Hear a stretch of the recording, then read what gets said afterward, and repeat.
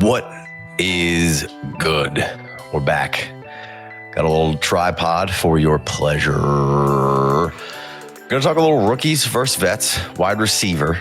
And this conversation kind of came about because, you know, we're doing the Dynasty rankings and we're integrating the rookies in with the veterans here. So this is kind of be a little bit of conversation based around that, but we're not going to discuss the rankings, just kind of put the rookies up against vets in a tier below, tier above, and we'll kind of help each other out with talking through some Dynasty rankings without necessarily talking through Dynasty rankings. So you guys can get a little rookies versus vets for your pleasure. You guys got all that? Yeah, let's do it. Yeah, Sudoku, word math. Let's do it. Let's do it. We got Chev. What's up, man? You know me, brother. Do I even have to finish the rest? Yeah, man. I want to hear it every time. You got to give it. Don't cut it off. Any day on this side of the dirt's a good one, brother. Amen. Hey, Chev. Glad you got to see me today. Yeah, I'm glad I got to be seen. that's right. Big Cut, what's up, man? Not too much, man. Love to talk fantasy football. It's the best time of year. It's Dynasty season, about to be startup season, rookie draft season. Merge them all together. Let's do it. Yeah, let's get it. So we'll jump right into it. We'll go with Tet McMillan, most people's wide receiver one from the rookie side. Let's throw him up against Lad McConkey. Is anybody going Lad McConkey or going Tet McMillan over Lad McConkey in this group? I'm not taking Tet before Lad McConkey, and that could be proven wrong. That's fine if I'm that. Lad's not a miss. Tet's probably not a miss either. But Lad's quarterback situation is so much more stable. We obviously saw a huge improvement and a nice uptick out of that offense last year at the end of the year. Maybe Mr. Canales gets in his lab and everything gets a lot better and they got a whole nother level. And maybe Ted helps bring that to another level. But I'm just going to stick with Lad McConkey. He's safe and quarterback has proven and that maybe Lad McConkey gets less targets than Ted. But it looked like, you bring in Trey Harris, that does nothing but help. Trey Harris probably isn't going to be some huge volume hog in that offense, but let Lad cook, baby. Chev, what you think? I'm doing it. Doing what? I'm doing it. He's taking Tet. You taking Tet over Lad? I'm going to take Tet. Yeah. Yes, sir. Yeah. Okay. Bama Bryce, Tet McMillan. God, what backbone you have. The midget and the giant. Listen, I'm big backed, big boned, big everything. No Diddy, all Diddy, no hetero. Anyway, I'm taking Tet McMillan because of the simple fact that like we can rely. Now, I have the same people that are in the comments asking about, well, Trey Harris is such an easy fade. What if Lad McConkey doesn't grow from the 112 targets that he got? And we regress from an efficiency standpoint. It goes from 1149 to 1020 on 80, another 80 receptions. And it goes from 7 touchdowns to 3. I'm taking Tet McMillan. He's the red zone weapon. He's going to be the bona fide number one in the offense. He's looking at least 125 to 130 targets. And I feel like Bama Bryce and Dave Canales, the quarterback whisperer, he had to get on a step stool so that Dave Canales could whisper into his ear and get him to play right. But we got that shit figured out now. And we're going to get real Bama Bryce with a real wide receiver. We're going into year 3, and they've got him actual outside wide receiver that can win the 50-50 balls and do all the things that you need to have a young quarterback. Give a young quarterback an easy button. So I'm going to go Ted here. All right. So we got one Lad, one Ted. I'm taking Lad. I just think he's such a pro's pro at this point. I think he's super efficient, super quick. I think he's going to be all those things. It's no shade whatsoever on the one they call Ladarius McConkey. Yeah. Do you love the mock draft? Are you interested in helping us update our monthly ADP? If so, be sure to join the free Discord channel or sign up for a free Patreon membership to become part of the Pleasure Chest community. Better mock it up so you don't fuck it up. Obviously, they add Trey Harris, which could potentially make things easier that for Lad. You know, sometimes it's, you know, addition by subtraction or however that phrase goes. But yeah, addition by addition. Yeah. You know, it doesn't always necessarily translate to making things easier, but you do have a guy outside who can do some different things. And I do think that you see an evolution of this offense. I do think that you will probably see the passing numbers go up a little bit. There were plenty of passes to go around for both Lad and Trey to be good if they're basically most of that offense, which I assume that's what it's going to be, right? I assume that most of that offense is going to be gone through both of those guys. And then if we do have a Tyler Conklin or Disley or our guy Rondé Gadsden step up, then they have one more target. But the rest of it will probably get spread around through all of the peasants, and it'll probably be Trey Harris and Lad McConkey. I'm taking the known thing in this situation, but it's not that far away for me. It's not If they're in the same tier as far as that, it's Lad near the top of the tier and Tet near the bottom of the tier, right? Well, Casey, I'm very glad you said that, because another reason that I wanted to go with Tet is because you could get, like, if you're sending Lad for Tet, you can get a nice plus on top of it, depending on what you're trying to get back. That's a big coach special. I'm gonna get something back. Maybe get something real nice back. If you send it to me, I'm gonna say no. I'm stay away from my Lad McConkey. Stay away from my Lad McConkey. All right. That's what I'm saying. Like, if I have Lad, and right now I believe there's about a round difference in where they're going in the ADP. Don't shoot me and don't quote me, but all that's available for your pleasure. Let's see here. Let me get to where Tet's going. 304 to 312. Tet's at 312. Yeah, Lad McConkey's at 304. Lad's a half a round ahead.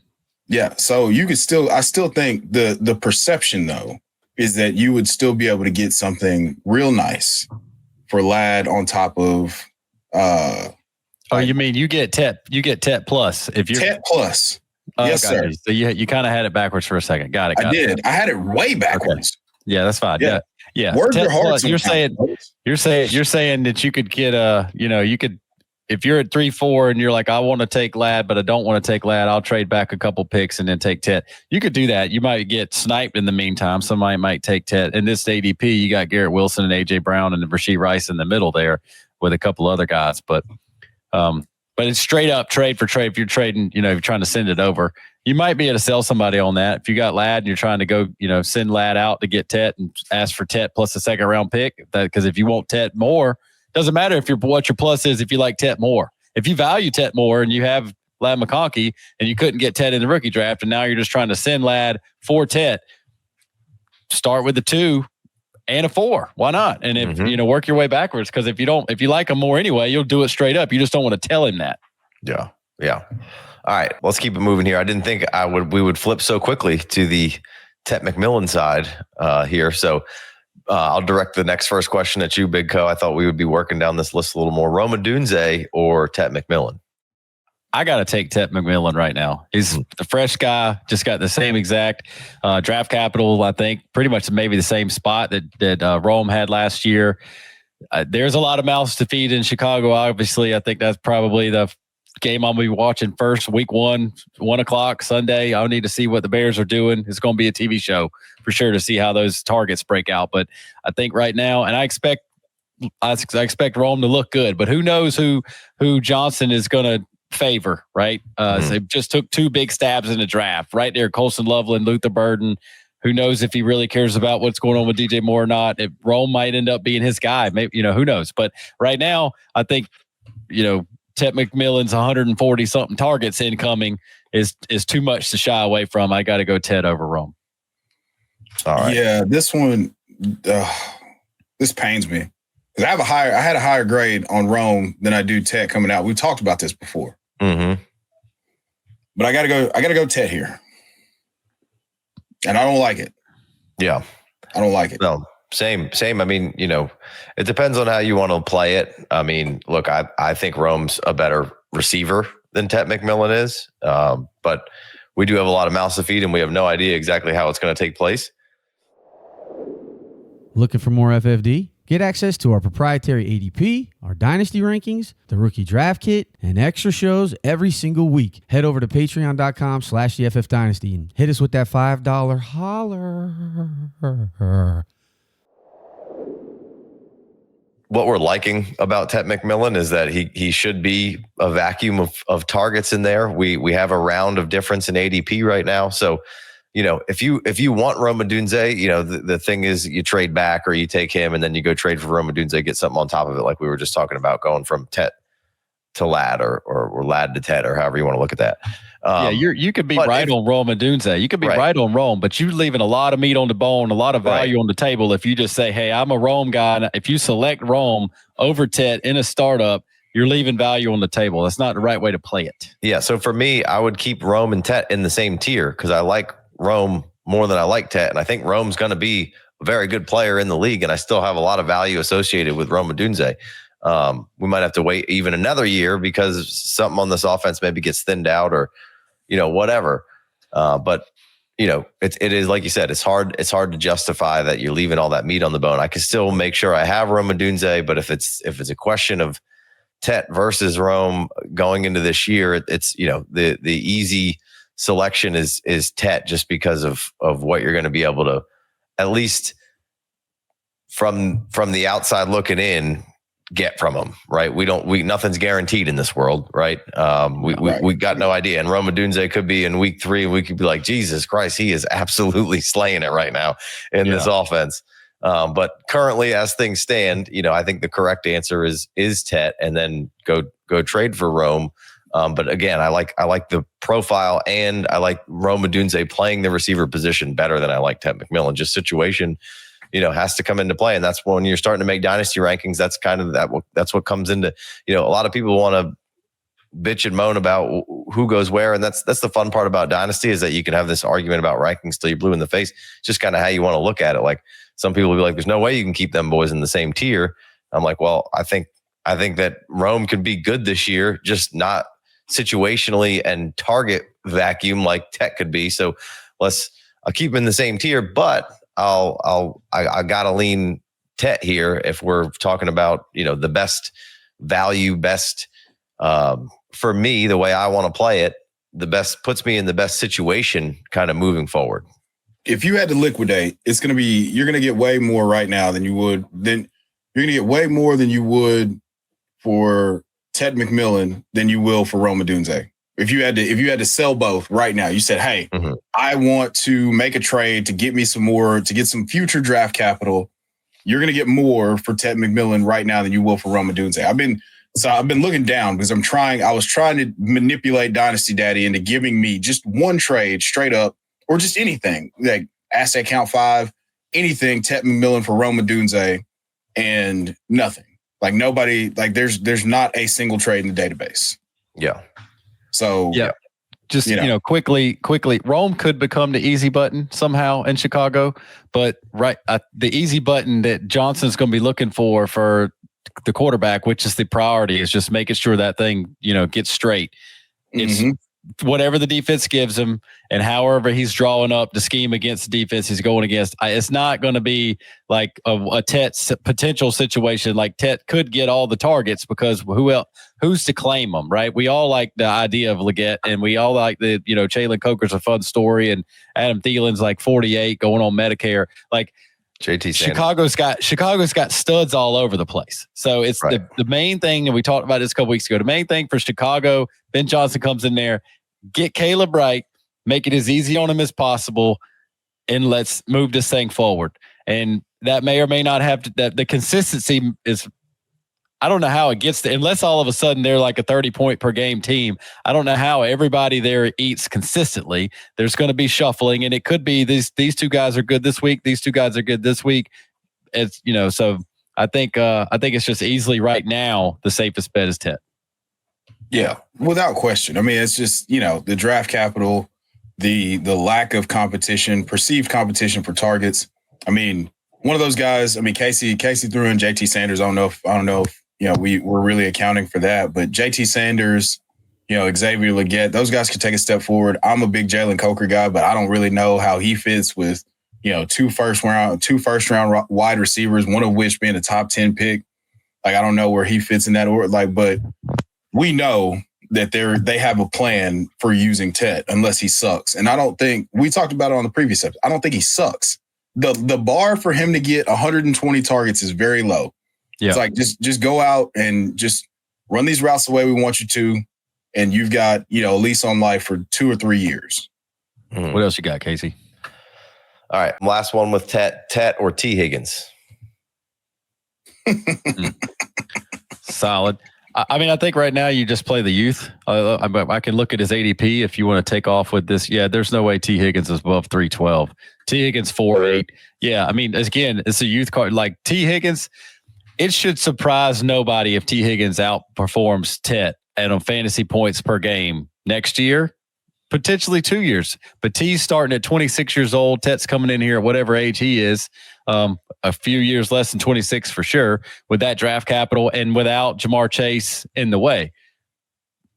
Tet doesn't have Joe Burrow throwing him the ball, So it just like that's a great dynasty question because that shows you how you can. I'm not going to say need to be playing dynasty because I could take T Higgins right now and run it out in our 3-year window.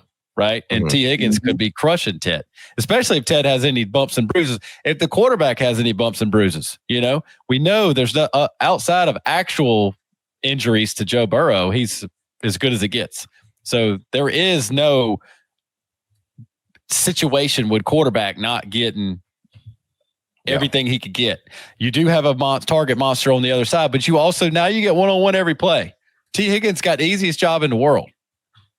They got to chase. They got to worry about Jamar Chase over there, and I'm T Higgins over here, 6'4", big hand having ass, and Joe Burrow throwing me the ball, right? So and I can play, and I'm a playmaker.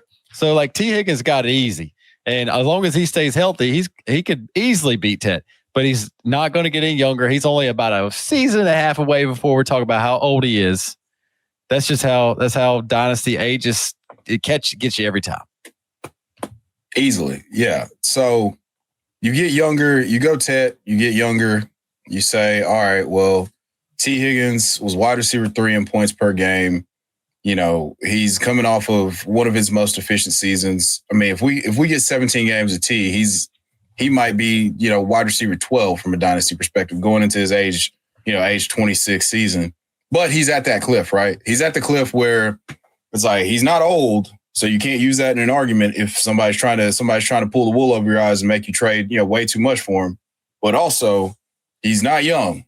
He ain't getting any younger. So you want to reset the clock. You want to go with, guaranteed target volume, even if those targets aren't as quality or premium as they are coming from Joe Burrow, as they are from Bama Bryce. But I'm going Tet here. I've become one of the biggest Tet stands on the face of the planet now. Yeah. Like some guys that I really like. And I said it on the last episode that I wouldn't want Tet as anything other than my wide receiver. I wouldn't want T. There's too many T's going on here.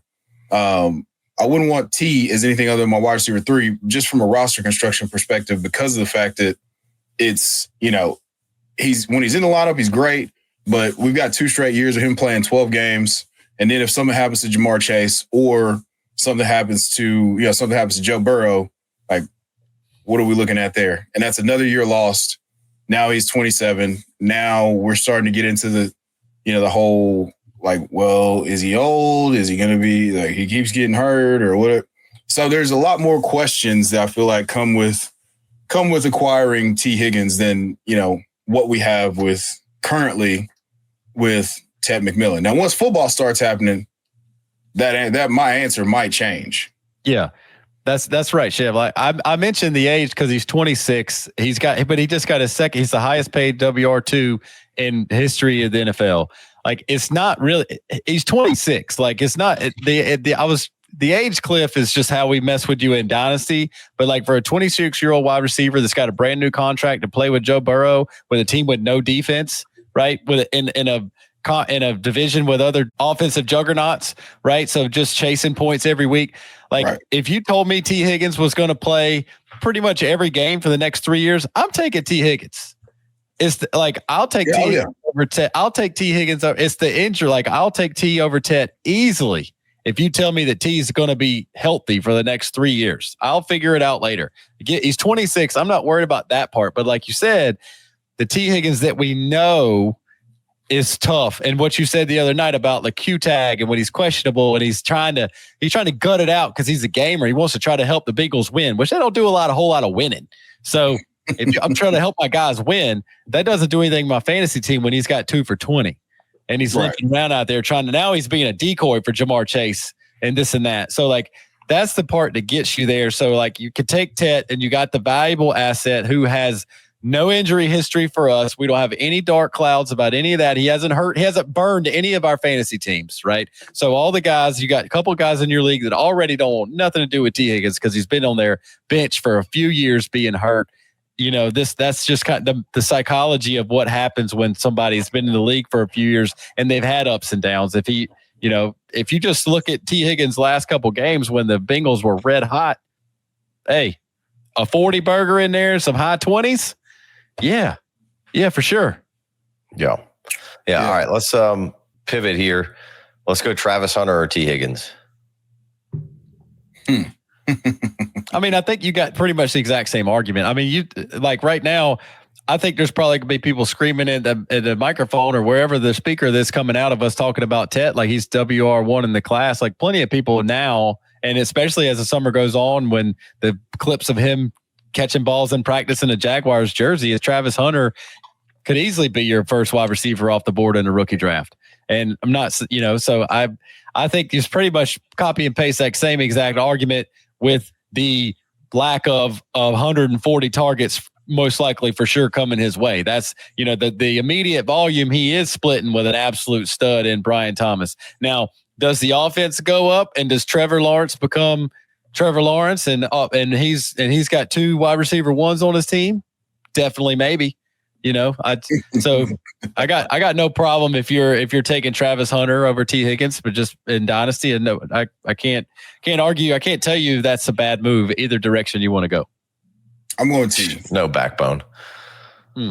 Hey, I don't have a strong opinion about it, but I'm going taking T too. I'm going T. How you holding your neck up with that lack of backbone? just complete soft spine activity here, boys. No, I'm taking T Higgins, man. So the logic behind this is this. Now, I need some more clarity about what he's going to do at the wide receiver position. And then, so if Travis Hunter was a full-time wide receiver, the gymnastics on, even if he went second overall, I mean, which would be warranted, he did win the Biletnikoff and he won the Heisman and all that stuff. If he was just a receiver, he's playing full-time wide receiver, BTJ's there. BTJ's coming off of what he just did. They've got Trevor Lawrence back, the superior quarterback, even though BTJ didn't fully break out until he was with Michael McCorkle-Jones, Mac Jones, for those of you who are uninitiated. I still think that there's a target ceiling that's capped with a guy like Brian Thomas Jr., who's an alpha wide receiver. Let's make no mistake about it. Before the draft, BTJ was an alpha. After the draft, BTJ still an alpha. So you're not coming in and taking those targets or becoming the 1A and pushing Brian Thomas to 1B. I don't feel that way. I feel like they did exactly what Ellen the GM said that they were supposed to do. They wanted to add explosive playmakers into the offense to be able to strike from anywhere. That's what he said in their press conference. So they did exactly that because Travis Hunter is one of the most explosive playmakers.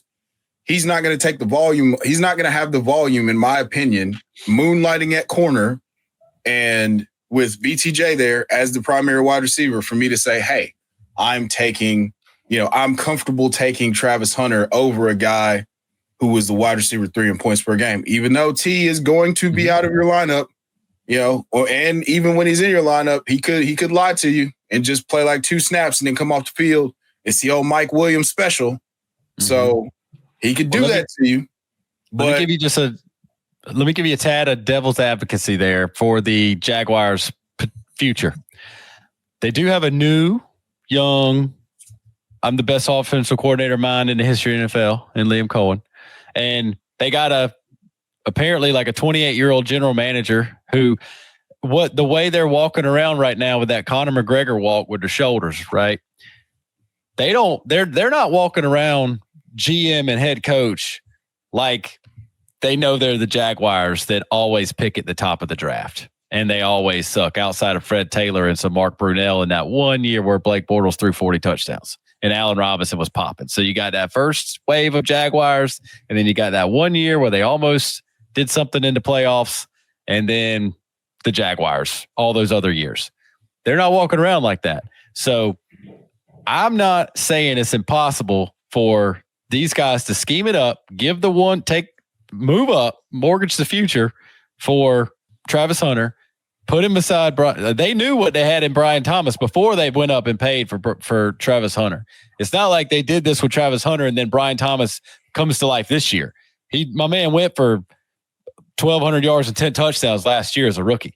So you got these two studs, a quarterback who's supposed to be capable, Casey's boy, Trevor Lawrence, and why can't they both just like the target distribution to just be super focused? Like two wide receivers. We don't care about Brenton Strange might get some run here and there. Like just I'm going to throw it to him and I'm going to throw it to him and I'm going to check it down here and there. But like this guy's going to get 12 targets a game and this guy's going to get 8 targets a game.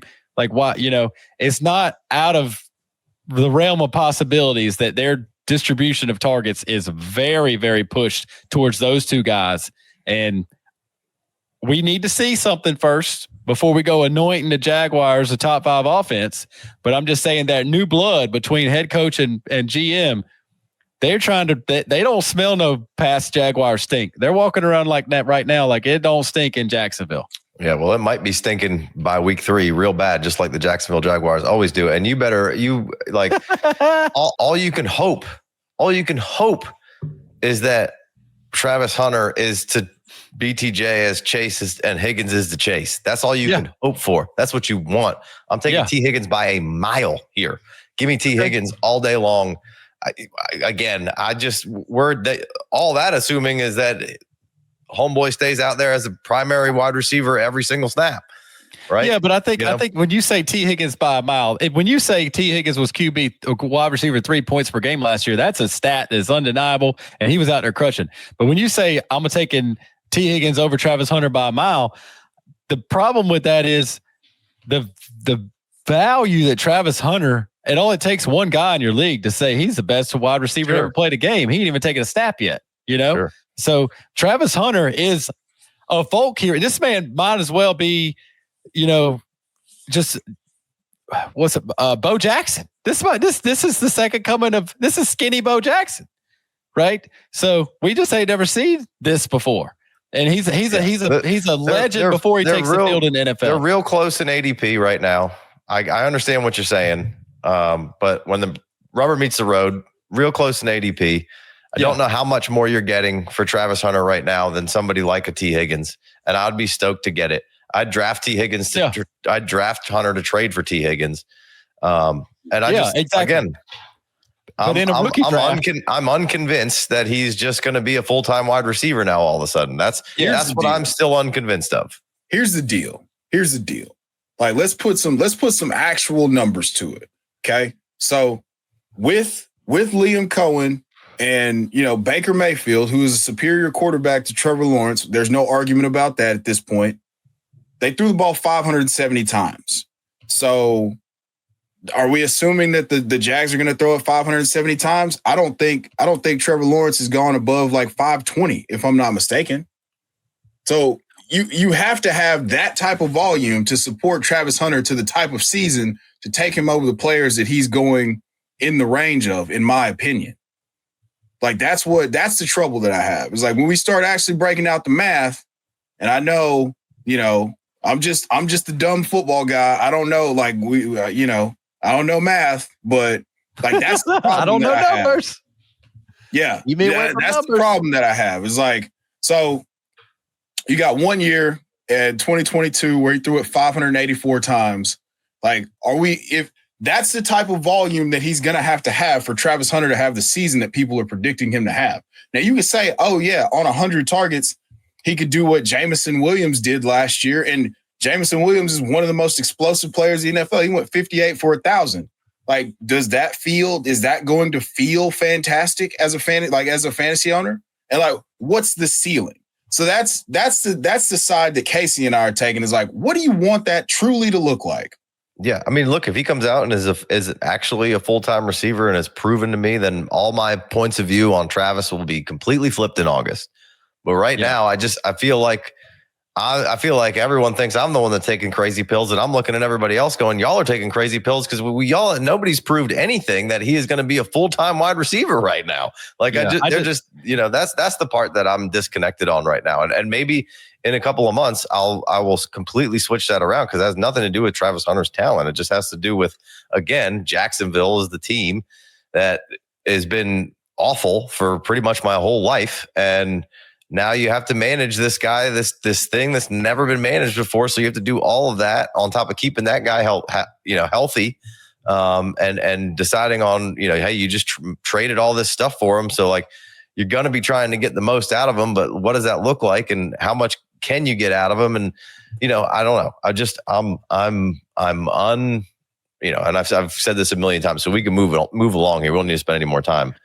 Just to tie it into the question, just to tie the question together, I think if T. Higgins is in a rookie draft with you, I think half the players are going to take Travis Hunter first. So like that's all it is. Like, I mean, Travis Hunter's already in front of your ADP. He's already 5 picks of, So like I think that's all I'm saying. Like if you're telling me Travis Hunter versus T. Higgins, like you personally, like that's fine. If you're taking T. Higgins every time over Travis Hunter, that's cool. I just think most people wouldn't. So I don't think it's an obvious answer. I don't feel obvious answer in any direction right now because I think that Hunter's, like I said, he's a legend already, and it's not going to take.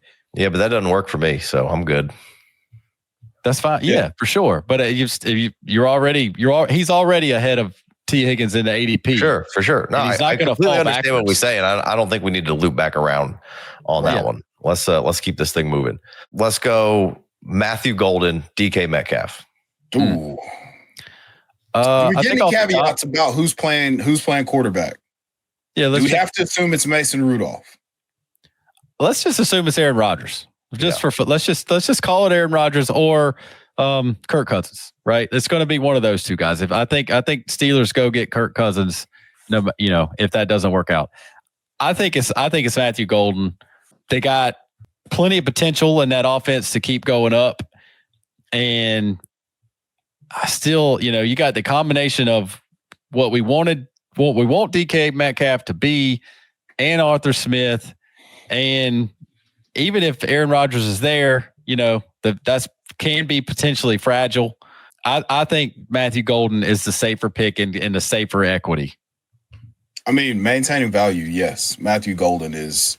I'm trying to construct an argument to where it wouldn't be Matthew Golden, but I mean DK Metcalf would have to absolutely nuke.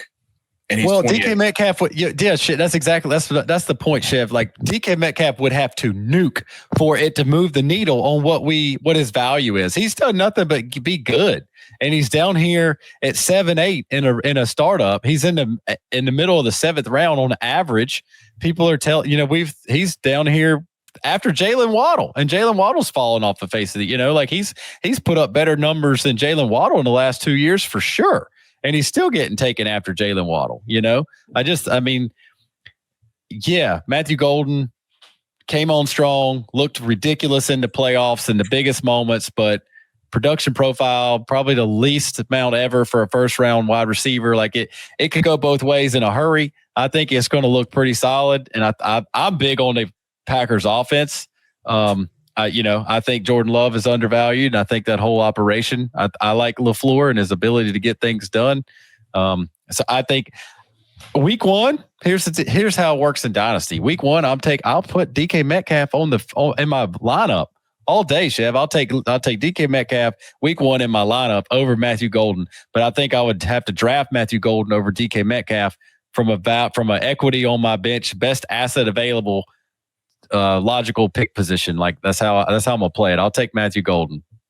Yeah, I don't have a problem with that. Like I said, I was trying to work through that as you were talking about it to formulate some sort of, all right, well, maybe, like how am I gonna get here to take DK? But yeah, It's Matthew Golden. All right. Matthew Golden or Xavier Worthy? Worthy. I mean, I think he's way above him in ADP anyway. I think he just dropped 2 rounds, right? So Worthy's already, Worthy's 5'9", and Matthew Golden's back there side by side with DK Metcalf. Yeah, now, week three, Golden's getting all the targets. It's in the news today that LaFleur and the Packers told the other wide receiver that hit that the draft, Jayden Reed, that drafting Golden won't hurt his position as the wide receiver 1. Call that what you want to call it. When the football is snapped on week 1 and Jordan Love drops back to throw, what are those X's and O's going to look like? And Matthew Golden could be getting targeted and peppered. They haven't really played it that way in the last couple of years. Maybe they haven't had anybody that demanded those types of targets in that locker room. So it's to be determined how it's going to look for the Packers. It would have to be exceptional for Matthew Golden to go and pass Worthy in value. That being said, we talked about this last night. Worthy versus Rashee Rice on the field at the same time. We didn't really see that very much. We saw in the very beginning of the season, Rashee Rice was crushing. Worthy was still trying to figure out where the stadium was because he's a rookie, right? And then he came on strong at the end, and maybe they pick up that Rashee Rice is crushing, Xavier Worthy's crushing, Hollywood Brown's tearing you up, Patrick Mahomes is a top 5 quarterback, PPR again, points per game again, and this whole conversation for the last year or two is just for nothing, right? Right this minute as it stands, it's a Worthy over Golden, easy all day. Yeah, I gotta go Worthy. I mean, that goes back to the discussion that we just had last night. Like, we're talking about the Legion of Zoom coming back and Xavier Worthy again. Talk about it again. That long touchdown in the Super Bowl, you could see Patrick Mahomes when he was talking about it. He was like, well, we had to get away from that because teams were so determined to take away the long ball and make us score on 10, 12, long drives, dink and dunk, death by 1,000 paper cuts. But we kind of got back to that in the Super Bowl. That's what he said. So, having a guy who runs a 4.21 would do you some pretty good justice to get you back into taking deep shots. So yeah, give me Xavier Worthy here. I know Matthew Golden runs a 4.29, but I've already seen it from Xavier Worthy. I think he's still, the thing about that is they're going to manufacture touches in the run. They're going to use him a lot like they use Tyreek Hill. If you look at his usage from the beginning of the season, that's a lot how they used Tyreek Hill his rookie year. That's very similar. And it was the same play caller and Matt Nagy, the same play designer. I know everybody says Andy Reid designs the plays. He said he doesn't. He lets the offensive coordinators do it. But anyway, it's the same guy. So you look at that usage, then you look at the back half of the season usage. It's the same pattern that they follow with Tyreek Hill, the same pattern they follow with Rashee Rice. Now Xavier Worthy's the next one that can play. They added Jaylen Royals into the fold. So the long story short on this is by Patrick Mahomes. The short answer is Xavier Worthy versus Matthew Golden. I'm taking Xavier Worthy. How about Devonta Smith or Matthew Golden? That's equal sign. Yeah, Smith is a legitimate NFL wide receiver. I don't know that Golden is yet. Golden's got more upside with his this year without knowing if AJ Brown is hurt and without knowing if what I've been talking about, why would Eagles change anything up with Saquon Barkley?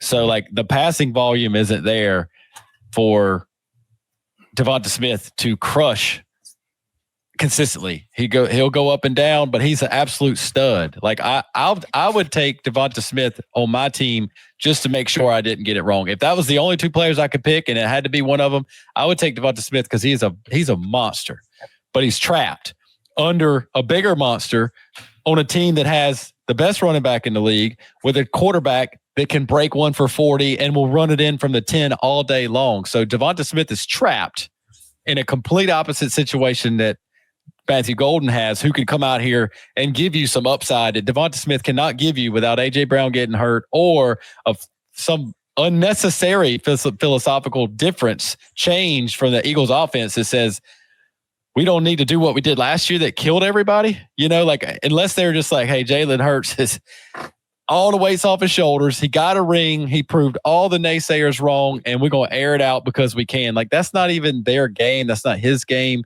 I don't think he can not do it. I think he'd be fine if that's how they wanted to play it. But, there's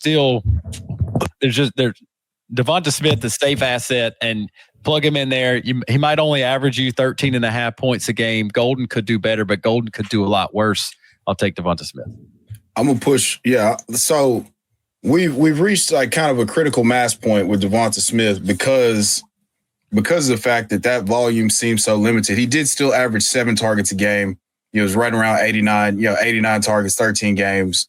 And I'm pretty sure he left 1 or 2 of those games hurt. And you hit it on the head. I mean, he was at 15 points a game this past season, career high in touchdowns. He's pretty consistent from a touchdown perspective, even with the limited volume.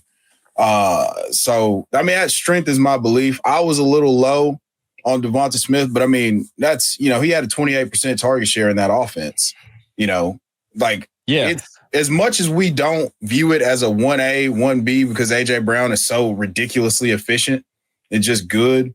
I mean, this is like that passing volume. If it they're at Jalen Hurts was at 360 attempts. That's ridiculously low. I think that there's more room for growth for their passing offense. Even if they take some of the load off Saquon Barkley. Saquon Barkley had 482 touches. That's the 10th most since like the year 2000. Postseason combined with regular season, it's 482 touches. That's just an absurd number.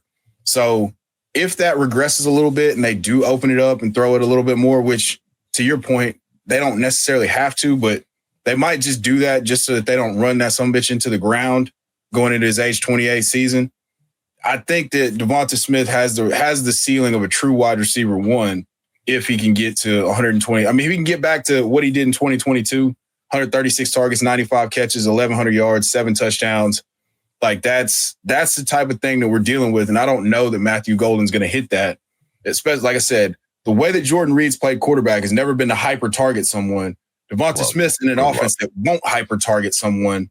He won't get hyper targeted, but he's extremely efficient. I mean, he won the freaking Heisman as a wide receiver. So, we know how good he is. It's not a matter of it's a matter of offensive philosophy, like Big Co said. So I'm still going to roll with Devonta Smith. I'll take Matthew Golden plus whatever I can get on top of it. I don't know that you can though. That's the thing. I mean, if you try hard enough, you can do whatever you want. If we're just going to use ADP as all the tiebreakers and say, well, this guy's already up here and this guy's already up here, and look at the value of this and that. I mean, they're 2 rounds apart right now, so that's fair as far as a startup goes, right? Round and a half, so, here's the thing: is we can, you can on all fantasy stuff, you can use any argument to talk out both sides of your mouth, and that's kind of how this goes, right? And when we're talking about Tet and the value and he's close to Ladd, but those guys are like a little closer of, I think most people have kind of established where their landing spots kind of are for those values for those guys kind of already at this point where I'm not sure everybody's done that on Devonta Smith just yet for sure. But it's kind of there, but Golden certainly, still kind of up in the air and we could see some movement. But I just give me Matthew Golden, give me the first round wide receiver, give me to the Packers. I like the quarterback. I like the play caller. I'm just going to re-roll the dice on something a little younger and see if he can be the guy who gets the majority target share in that offense here and see what happens. And even if he doesn't, I think Jordan Love stays healthy, him and Jayden Reed. I think Golden and Jayden Reed and some form of the tight ends with the running game of Josh Jacobs can be a really, really good offense. So give me Golden. All right, let's go. Let's switch it up. Let's go Jayden Higgins or Jameson Williams. Ooh. Kobe, go first. I got to pray about this one. Hit the knee, baby. I'm taking Jameson Williams. Jayden Higgins, the sky could be the limit. Like you said, on limited targets, Jameson Williams was a wide receiver 2 already last year. I think this kind of goes I think it would be very surprising if Jameson Williams is re-signed by the Lions. I've been talking about this for a while now. They got massive contracts. They've done what they're supposed to do. They drafted studs. They drafted really, really good players. They traded we traded away Stafford, and those draft picks turned into great stuff. And Jared Goff, you wouldn't call him a stud at quarterback, but he's got a stud contract. And they drafted St. Brown. He's got a stud contract.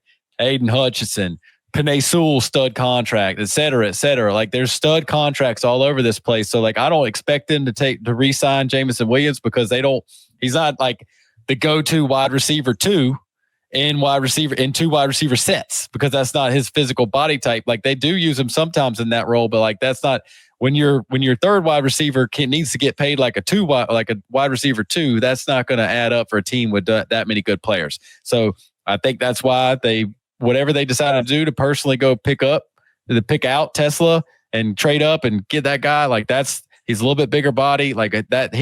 Tesla might not do anything this year, but I think that was what good general managers do, is draft players they don't need yet. How many times you see a team go into, man, this team needs a wide receiver so bad. This team needs a wide receiver so bad, or this team needs this. Like, oh, okay, you can clown them for trading those third round picks next year to get their guy. But people clowned them last year, and people clowned them the year before that. And the thing to do right now that's popular is to laugh and say, I still disagree with the Lions, but they've been so good at it. Maybe I should just pay attention to what Brad Holmes is doing. Like, when's the last time you heard somebody say that the Ford family came in and said that we need to be drafting this player? Like, they got no interruption from ownership.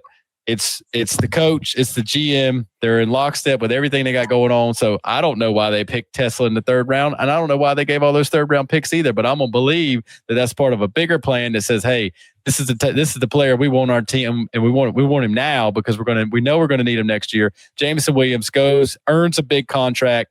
They're gonna use him this year. They want to win, and then he gets paid handsomely by somebody next year. I don't think it's the Lions. That's a tough one. This is a tough one for me because this is their explosive. This is their air version of Gibbs. Like, Gibbs is a true workhorse, and I think he's even better than what they anticipated. They knew that he was going to be really good. They traded up for him. But this is, him finally coming into a full-time role, right? And, the first 2 years, he's got 51 targets. This year, he has 91, and he goes over 1,000 yards receiving, 7 touchdowns, another touchdown, 60 yards rushing, a touchdown on ground. Like, he's got the type of speed, game-breaking speed that you just can't, and if that role steps forward, you've got Tim Pat, they've got Isaac Tesla's a boundary X wide receiver. This is their Z. This is their guy that they're going to line up off the line of scrimmage and just manufacture targets and touches for. You got Amon-Ra operating in the slot. So I think that there's room for a little bit of growth for Jameson Williams. And if he goes somewhere and gets a bag, he's going there to be either the two to an already established one. And there's less questions about how much target volume he's going to get, because he's going to be getting paid about probably what T. Higgins is getting paid. Right. So, yeah, I'm going to go pains me to do this, but I'm going to go Jameson Williams here. That's where my argument was supposed to take me, that he's getting paid by somebody next year to come in and get lots of targets, and I'm big on Jameson Williams. So I think this is an easy call for me, even though Higgins could come in and the reason it's tough for me is because we landed, I say I'm a Jayden Higgins, just true believer. That's a landing spot where he's going to be an easy button for CJ Stroud. He could Spider-Man. He's not as dynamic of a run after the catch threat as Nico, but he's better than what people give him credit for. Like, I can see them throwing a bunch of back shoulder fades and stuff to him. There's 130 targets to go around. I don't know how that distribution breaks down, but I'm going to bank on the fact that if Jameson Williams gets a bag from the Lions, he's going to take another step forward in terms of his involvement.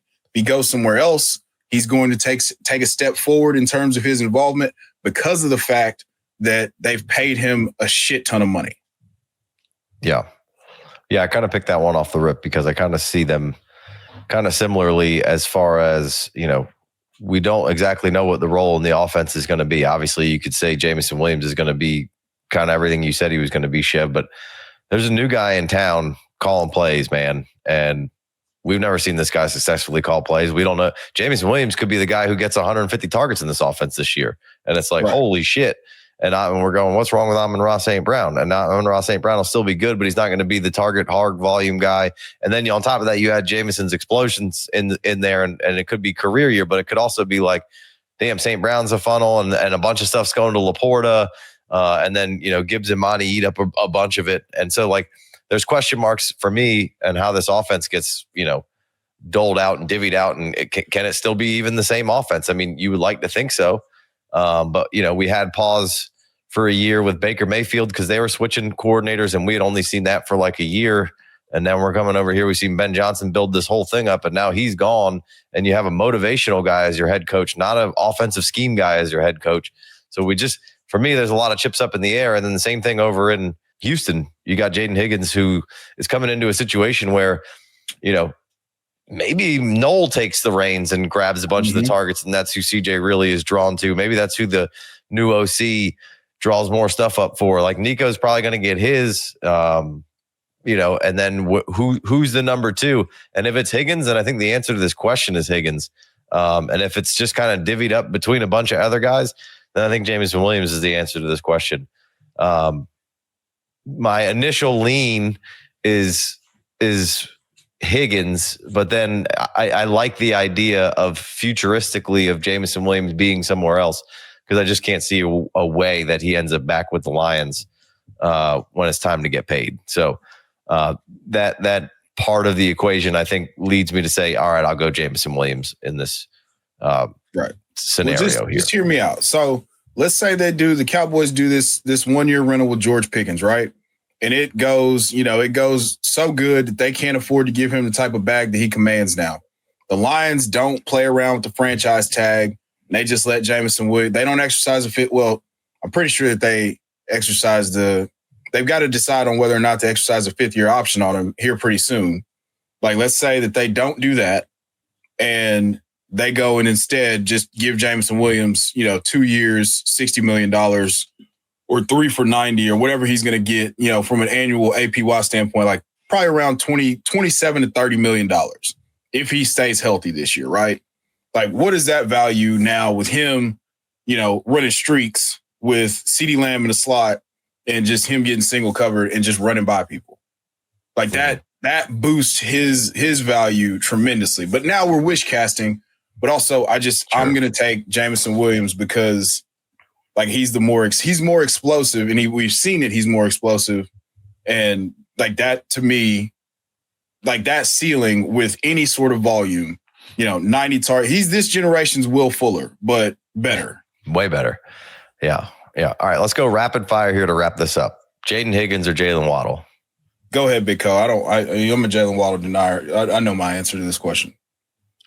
Yeah, I mean, I don't know the answer to this question. I mean, if I did, I'd probably make some money this year. I think it should be Jaylen Waddle. He's getting paid like it should be Jaylen Waddle. He's got the contract like that answer should be Jaylen Waddle. Mm-hmm. But if they can't get him the ball, and Jayden Higgins comes in here and CJ Stroud takes a step forward, there, rapid fire ain't the name of my game, Casey, but it's like that should be Waddle. All right, so what do you got? Jayden Higgins. All right, Jayden Higgins or George Pickens? Jayden Higgins or George Pickens? One word answers. Pickens. George Pickens. Okay, Pickens. Okay, if you thought Michael Gallup was fun, watch what's about to happen this year, bro. All right, Kyle Williams or Josh Downs? Josh Downs. Yeah, I'll take Kyle Williams. Okay. Kyle Williams or Leggett? Kyle Williams or Leggett? Mm-hmm. Kyle Williams. All right. How about Kyle Williams or Mooney? Kyle Williams. Mooney. All right. Oh, going Mooney. Okay. So if all of a sudden Penix is out and the other guy's back in, it's Mooney all day. Mooney. It'd be Mooney over a bunch of guys because for some reason I view it the opposite way. Like Penix is about to unleash some like greatest show on turf type stuff in Atlanta. Penix wasn't looking at Mooney anywhere near what's the quarterback? Christian Kirk. Yeah, but you Kirk also Cousins have to look. Kirk Cousins was all about Mooney. But you also have to he played 3 games at the back end of the season. Now you got a whole offseason. They didn't add anybody. You'd have to think that we're going to increase. But still, like Penix came in and he was like, I'm throwing to that alpha over there. And he's a young quarterback, and that's exactly what you should do is throw it to the best player on the team. But Kirk Cousins is a seasoned vet, and he knows exactly what a defense is going to do. He knows exactly what his offensive play is supposed to be. And he's like, Mooney's going to be open right here. You know, Penix is like, my arm is stronger, and this ball is going to go faster than these boys are even expecting. And I'm going to whip it to Drake London, and it's going to be nice. And that's what it was. So it's Mooney if Kirk Cousins is playing, but he ain't, and he ain't gonna. We want Penix healthy, and we want Penix playing, and we want Kirk Cousins on another team. Yeah, I'm going Mooney. All right, Jack Besh or Kyle Williams? Kyle Williams. Yeah, Kyle. The opportunity for the reason I said Kyle Williams over Mooney is like Mooney is as good as he has showed us he is. The replaceability of a wide receiver 3. You know, like Kyle Williams is walking into a spot where he could get a lot of targets down the stretch if he has that rookie ascension. We get that post-buy rookie bump on that Kyle Williams. All right, I was just seeing if I could go back to the well with some of those questions, but I don't think so. All right, so. We can wrap it up there. I was trying to find somebody or Jayden Reed, but I feel like has everybody taken Jayden Reed over Kyle Williams and Jack Besh? Yes, I am. Yeah, I will. It's just so fun with the ball. Jayden Reed's a huge buy for me right now. Mm-hmm. Yeah, he's too much fun with the ball in his hands. He's the most electric player on the field almost every game. If they can let him touch it, it looks amazing. All right. Well, let's wrap this one up. We got Chev. You can find him at Chev90 on the Twitters. Everything you need to know and see and touch and smell and feel is over there for your pleasure. Obviously, you can catch him back over here. We got Big Co. I'm Casey. If you want more FFD, go over to the Patreon side of things. Got extra episodes. We got all the ADP we've been talking about. We're doing a bunch of drafts, rookie and regular. Stay over there. We got the rookie draft kit over there for your $5 holler, $10 holler pleasure. And we've got much more to come on that side. I think there's also a free Discord. Make sure you go hop over that. If you're listening on the podcast, 5-star review. If you're listening on the YouTubes, go ahead and subscribe. Till next time, peace.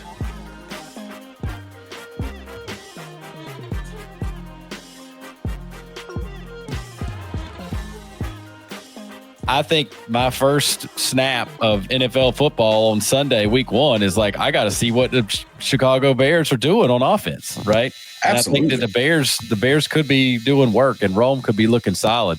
That is my dryer buzzer. If you hear that, do you hear that, Casey? Yeah, I was like, what the fuck is that? I heard it. It's going to do it again. It's going to do it again in just a second. It is so annoying. It's the cheapest set of washer and dryer that you could get at Lowe's. Both of them, I think, $450. That was a solid deal. No bells and whistles, just a couple knobs. You know, we put water and soap in the washing machine. It washes the clothes. The dryer gets hot and spins it around. Like no bells and whistles. Not a lot that can go wrong. Oh, you don't have the wrinkle protector 9000 on your dryer? That's quite the space out. Is it? Do we get the other one yet or what? So what? We're waiting on this thing to beep again. I was just waiting. It's going to pick back up, but he said it's going to beep again. So you want me to go turn it off and just get done with it, or it's just pick it up? Next time you could just power through, I think. Yeah, I mean, you were the one looking around like, what? I needed to tell you, like, you didn't know if you were about to go check the windows and you had another murder going on outside. There it is. There it is. All right, look at that. Sounds like it's fucking Jerry Seinfeld's buzzer. Fucking that is. Let me in. That's loud, bud. Yeah.